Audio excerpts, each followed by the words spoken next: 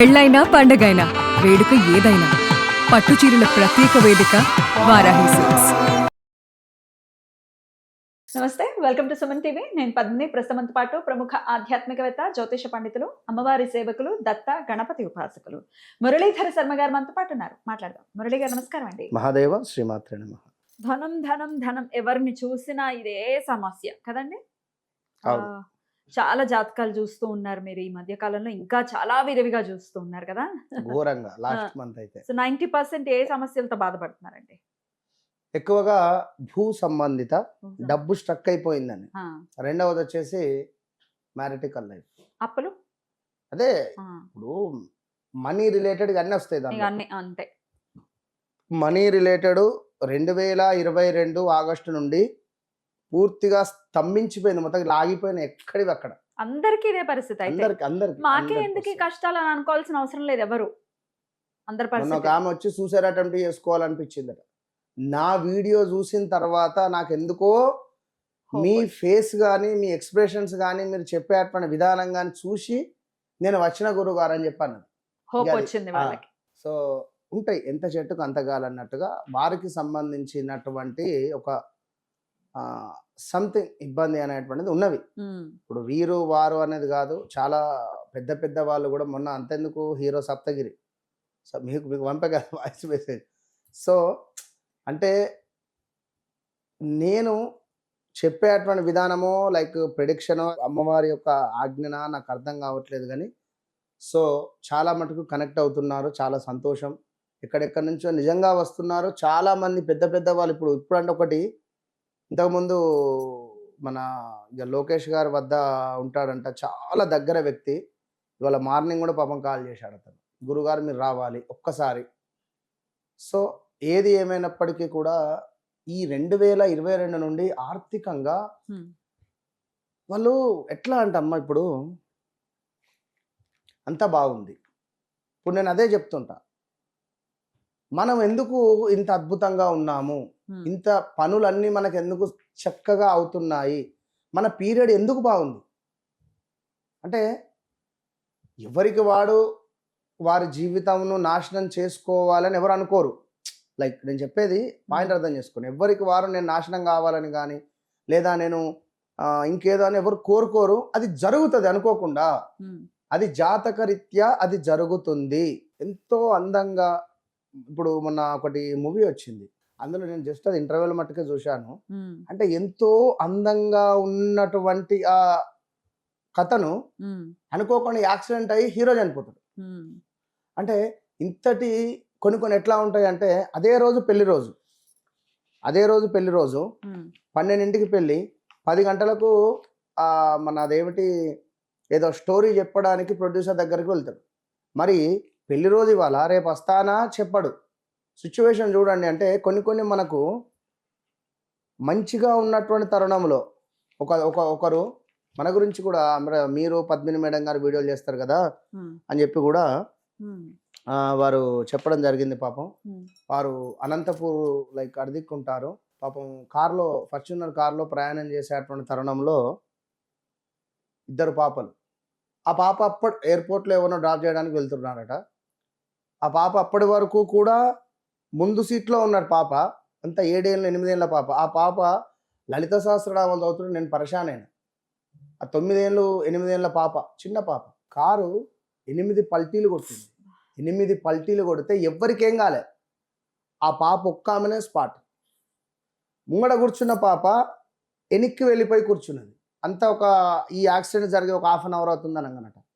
వాళ్ళు చెప్తుంటే నాకు అసలు ఆ దుఃఖాన్ని నేనే భరించలేకపోయినా.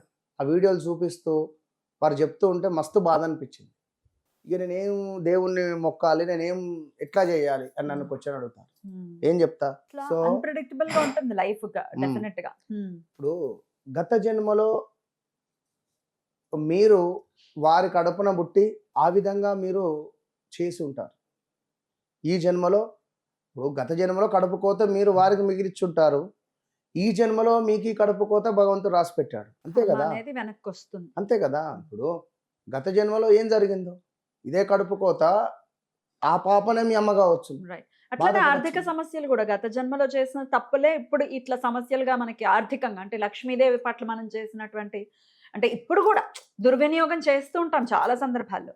అది వెనక్కి తిరిగి వస్తుంది అనుకోవచ్చా? అంటే మనకి గుణపాఠం చెప్పేలాగా? ఖచ్చితంగా గత జన్మ దాకా అవసరం లేదు. ఈ కలియుగంలో డబ్బుకు ఎగ్జాక్ట్లీ. సంబంధించింది అయితే ఈ జన్మలోనే వస్తుంది. ఎగ్జాక్ట్లీ. అదే కుజుడు.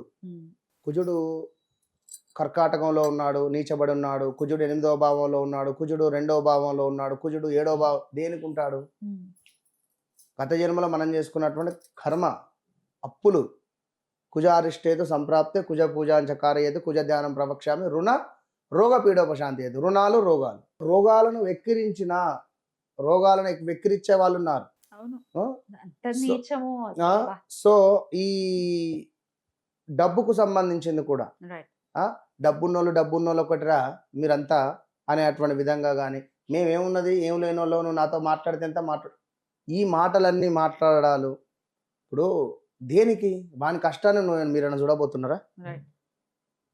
ఇప్పుడు ఏది ఎక్స్ప్లెనేషన్ ఇద్దామన్నా కూడా ఓపిక లేని పరిస్థితులు ఉంటాయి అమ్మ కొందరికి. రైట్. అసలు ఇంతకీ ఏ రాశుల వాళ్ళు పుట్టుకతోనే ధనవంతులు అంటే ఏం చెప్తారండి? ఏ రాశుల వాళ్ళు అనేటువంటి విషయం ఏమిటంటే వాస్తవానికి కూడా ఏది ఏమైనప్పటికీ కూడా మనం చేసుకునే ఇంతసేపు మాట్లాడినటువంటి కారణం అదొకటే. మనం చేసుకునేటువంటి కర్మానుసారే మంచి కర్మలను మనం చేసుకోవడము అని మాత్రమే నేను చెప్తాను. సో ముఖ్యంగా మేషరాశి, భరణీ నక్షత్రము, అదేవిధంగా అశ్విని నక్షత్రం. ఇక రెండవది వృషభ రాశి, కృత్తిక, రోహిణి. వీరు ఉన్నప్పటికీ కూడా వారి కాళ్ళ మీద వారు నిలబడేటువంటి యోగం ఏర్పడుతుంది, సంపాదించుకుంటారు. పుట్టుకతో ధనం ఉన్నప్పటికీ కూడా కేర్ చేయరు అవసరమైతే. ఇక నెక్స్ట్ మిథునం, ఆరుద్ర నక్షత్రం వారు. అదేవిధంగా కర్కాటక రాశి, పునర్వసు, ఆశ్లేష నక్షత్రం వారు. ఇక సింహరాశి, మకా నక్షత్రం, పుబ్బ. నెక్స్ట్ కన్యా రాశి, ఉత్తర పాల్గొన, ఉత్తర నక్షత్రం వారు. తులారాశి వారు విశాఖ నక్షత్రం వారు. ఇక వృశ్చిక రాశి, జ్యేష్ఠ, అనురాధ నక్షత్రం వారు. ఇక ధనస్సు రాశి, మూల, పూర్వాషాఢ నక్షత్రం వారు. మకర రాశి వారు శ్రవణ నక్షత్రం వారు. కుంభరాశి వారు శతభిష నక్షత్రం వారు. మీనరాశి, ఉత్తరాభాద్ర, రేవతి. 27 నక్షత్రాలలో సుమారుగా ఒక 21-20 నక్షత్రాల వరకు కూడా మంచి యోగాన్నితోనే పుడతారు. కానీ ఉంటుంది వారి కర్మానుసారే మనము మంచి కర్మలను చేసుకుంటేనే బాగుంటుంది. లేదంటే ఇట్లా ఆర్థిక సమస్యలు రావడం అనేది చూస్తారు. మీరు చెప్పిన నక్షత్రంలో ఉంది కానీ మాకు అప్పులు ఉన్నాయంటే చేసిన తప్పులు ఇట్లా ఇబ్బంది పడుతున్నాయి అంతేనా? ఉంటవి. వ్యక్తిగత జాతకరీత్యా చెక్ చేసుకుంటే మీకు కుజుడు కానీ లేదా ధనకారకుడు కానీ కొంత ఇబ్బందికరంగా ఉంటాడు. అది చెక్ చేసుకోండి. సో ఇదే సందర్భంగా మరి అమ్మవారి అనుగ్రహం, లక్ష్మి అనుగ్రహంకి మేము పాత్రలు అవ్వాలంటే ఏం చేయాల్సి ఉంటుంది? లక్ష్మీ అనుగ్రహానికి పాత్రలు కావాలి అంటే అమ్మ ఒకటే చెప్తున్నాను, మంచి మనసు, ప్యూర్ హార్ట్ ఒకటే చెప్తున్నా. ప్యూర్ హార్ట్ను అమ్మవారికి సమర్పిస్తే సరిపోతుంది. మీరు ఇంట్లో ఉండి దండం పెట్టుకున్నా చాలు. అయితే ఇది మన అంటుంటారు కదా, కామ, క్రోధ, మద, మాత్సర్య. ఇది ఇందులో భాగంగా ఈ కోపము, మనకు ఇంకొకటి ఏమిటి అంటే ఓర్చుకోలేకపోవడం, ఎదుటివాడు ఎదుగుతూ ఉంటే జెలసీ. ఇవి పెట్టుకొని నేను అమ్మవారి అనుగ్రహాన్ని పొందుతా అంటే మాత్రం అది తప్పు, అవన్ పని. ఎట్టి కోశాన కాదు.